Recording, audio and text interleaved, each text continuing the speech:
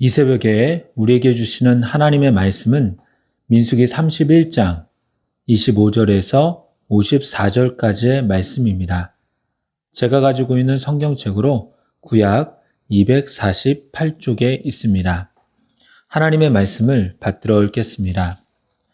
여호와께서 모세에게 말씀하여 이르시되 너는 제사장 엘르아살과 회중의 수령들과 더불어 이 사로잡은 사람들과 짐승들을 계수하고 그 얻은 물건을 반분하여 그 절반은 전쟁에 나갔던 군인들에게 주고 절반은 회중에게 주고 전쟁에 나갔던 군인들은 사람이나 소나 나귀나 양떼의 500분의 1을 여호와께 드릴지니라. 곧 이를 그들의 절반에서 가져다가 여호와의 거제로 제사장 엘르아살에게 주고 또 이스라엘 자손이 받은 절반에서는 사람이나 소나 나귀나 양떼나 각종 짐승 50분의 1을 가져다가 여호와의 성막을 맡은 레위인에게 주라. 모세와 제사장 엘르아살이 여호와께서 모세에게 명령하신 대로 하니라. 그 탈취물 곧 군인들의 다른 탈취물 외에 양이 67만 5천 마리요 소가 7만 2천 마리요 나귀가 6만 1천 마리요 사람은 남자와 동침하지 아니하여서 사내를 알지 못하는 여자가 도합 3만 2천 명이니 그 절반 곧 전쟁에 나갔던 자들의 소유가 양이 33만 7,500마리라. 여호와께 곡물로 드린 양이 675요 소가 3만 6천 마리라. 그 중에서 여호와께 곡물로 드린 것이 72마리요 나귀가 3만 500마리라. 그 중에서 여호와께 곡물로 드린 것이 61마리요 사람이 1만 6천 명이라. 그 중에서 여호와께 곡물로 드린 자가 32명이니 여호와께 거제의 동물로 드린 것을 모세가 제사장 엘르아살에게 주었으니 여호와께서 모세에게 명령하심과 같았더라. 모세가 전쟁에 나갔던 자에게서 나누어 이스라엘 자손에게 준 절반 곧 회중이 받은 절반은 양이 33만 7,500마리요 소가 3만 6천 마리요 나귀가 3만 500마리요 사람이 1만 6천 명이라. 이스라엘 자손의 그 절반에서 모세가 사람이나 짐승의 50분의 1을 취하여 여호와의 장막을 맡은 레위인에게 주었으니 여호와께서 모세에게 명령하심과 같았더라. 군대의 지휘관들 곧 천부장과 백부장들이 모세에게 나와서 모세에게 말하되 당신의 종들이 이끈 군인을 계수한즉 우리 중 한 사람도 충나지 아니하였기로 우리 각 사람이 받은 바 금패물 곧 발목걸이, 손목걸이, 인장반지, 귀걸이, 목걸이들을 여호와께 헌금으로 우리의 생명을 위하여 여호와 앞에 속죄하려고 가져왔나이다. 모세와 제사장 엘르아살이 그들에게서 그 금으로 만든 모든 패물을 취한즉 천부장과 백부장들이 여호와께 드린 거제의 금의 도합이 16,750세겔이니 군인들이 각기 자기를 위하여 탈취한 것이니라. 모세와 제사장 엘르아살이 천부장과 백부장들에게서 금을 취하여 회막에 들여 여호와 앞에서 이스라엘 자손의 기념을 삼았더라. 아멘. 이 시간에는 전리품의 분배 원칙이라는 제목으로 말씀을 나누도록 하겠습니다. 오늘 본문에서는 진영으로 복귀하기 위한 정결 의식에 이어서 그들이 탈취해온 전리품의 분배를 위한 원칙을 제시하고 있습니다. 하나님께서는 모세에게 말씀하십니다.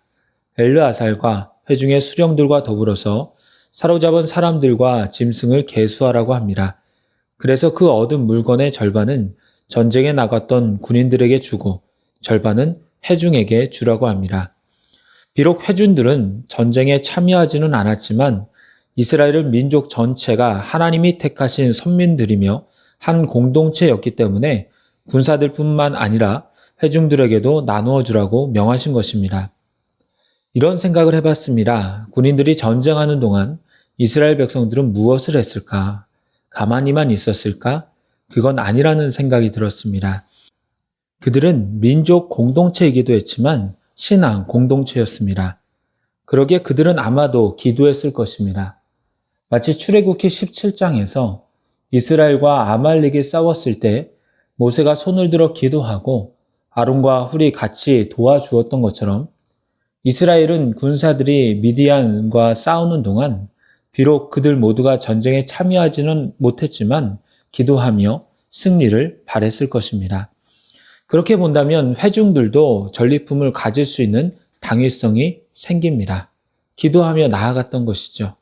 공동체가 하나라는 생각을 가진다면 비록 각자의 생각이 다르다고 할지라도 각자의 방식이 다르다고 할지라도 한 목표를 가지고 하나님께 기도해야 합니다.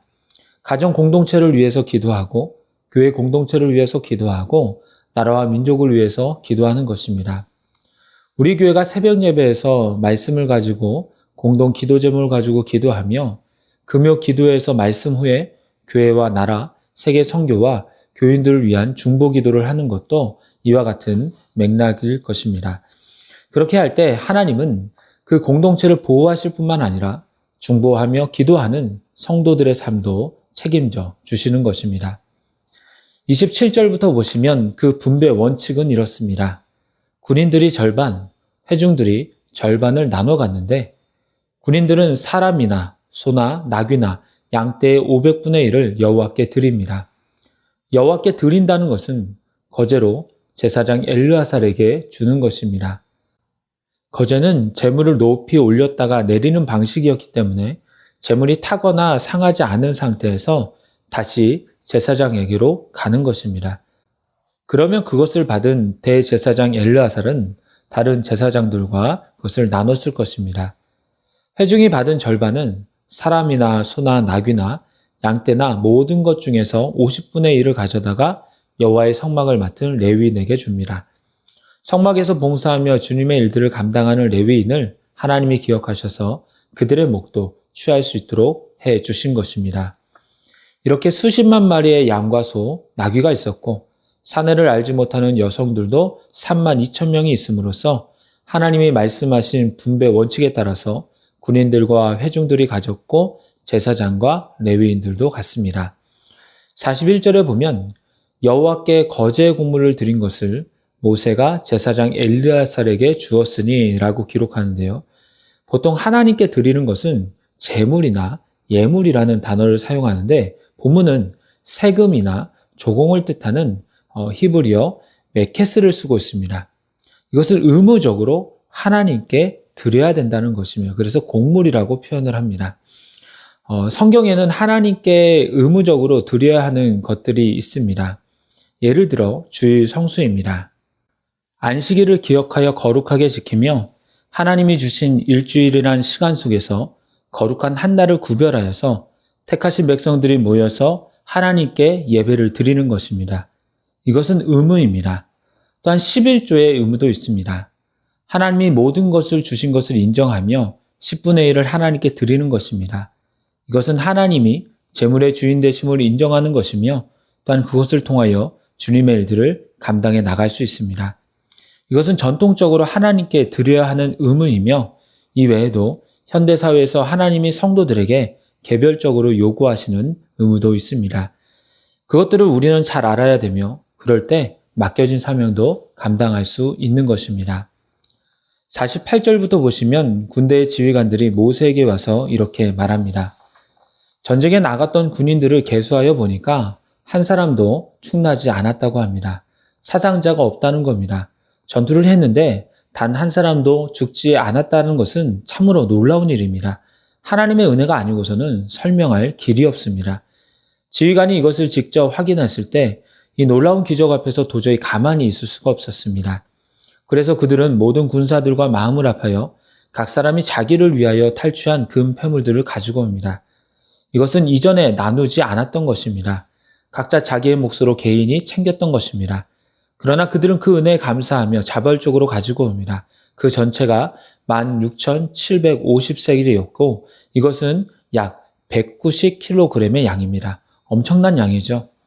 하나님께 거제로 드려서 제사장이나 레위인에게 간 전리품이 의무적으로 드리는 것이었다면 이것은 스스로 자원하여서 드리는 감사 예물이라고 볼 수 있습니다.